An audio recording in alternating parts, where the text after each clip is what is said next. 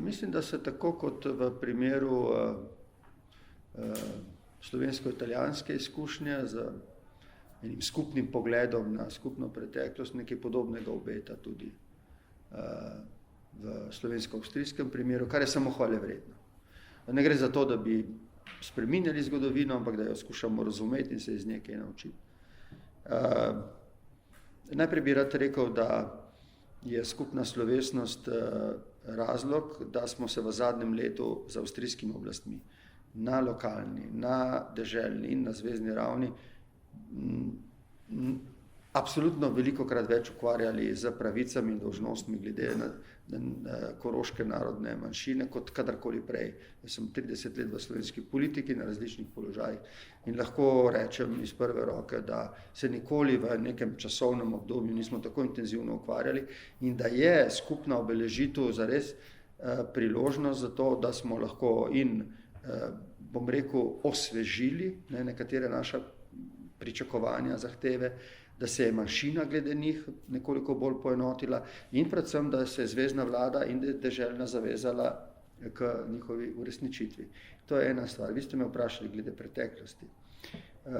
S predsednikom sva takoj, ko sva se lansko leto jeseni nekako začela odločati, da bi skupaj praznovali. To je nekako se upadalo z najino odločitvijo s predsednikom Mattarello, da bova enako storila v Trstu.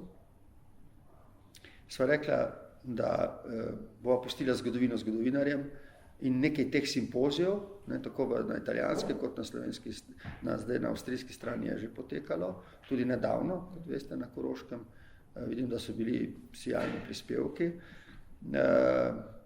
Tudi sam sem se v tem času več posvetil literaturi. Seveda se postavlja vprašanje, zakaj so se Slovenci takrat odločili proti pridružitvi matičnemu narodu znotraj SHS-a. Jaz mislim, da je veliko pripomogel k temu ta razlog, ki ste ga omenjali.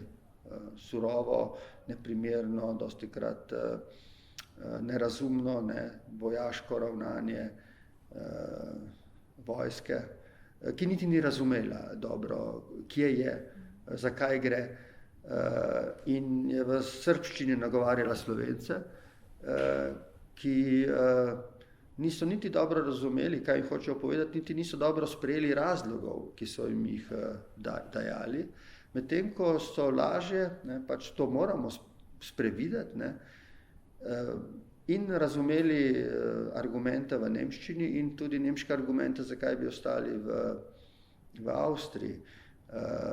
Jaz seveda ne zdaj govorim kot zgodovinar, odgovarjam na vaše vprašanje po svojih najboljših močeh, ampak to je moj uvid v situacijo, ko si skušam razložiti, zakaj so se takrat Slovenci na plebiscitu, nihče ni prisilil, to je bilo ravnanje po njihovi volji, odločili, da tam ostanejo.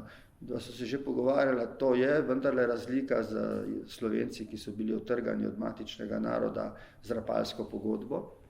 Rapalska pogodba ni vprašala primorskih Slovencev, ki želijo živeti, preprosto je bil to dogovor med velikimi silami, Antante, neka nagrada Italiji, da se je pridružila tem silam za končen uspeh v prvi svetovni vojni.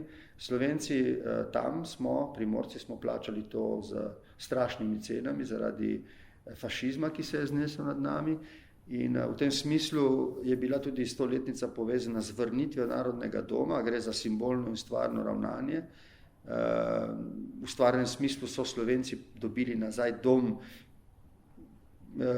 ki je zdaj v celoti njihov in v bistvu kot en velik spomenik prihodnosti, stoji prav sredi Trsta, kot spomenik prihodnosti. Slovenci so tam, Slovenci smo tam.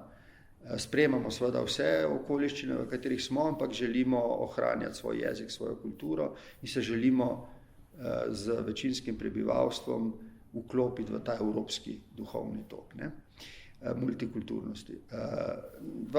Na avstrijski strani ne gre za isto situacijo. Že kmalu po najnem prvem srečanju so mi moji sogovorniki z deželnim glavarjem sva prijatelja četrt stoletja, osebna prijatelja.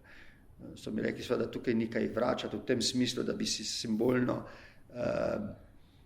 opravičevali za nekaj, kar so Slovenci po svoji volji odločili, da pa razumejo, in to je zdaj zelo pomembno, da pa razumejo, da so dolžni izpolniti obljube, ki so jih dali v predplebiscitnem obdobju in ki so posebej zapisane v avstrijski državni pogodbi. To je pomembno zato, ker ne glede na to, da Slovenija ni priglasila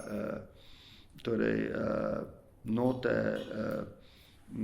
depozitarki avstrijske državne pogodbe vladi Ruske federacije, se s tem avstrijska zvezna in deželna oblast obnašata, kot da sta dolžni izpolniti 7. člen avstrijske državne pogodbe.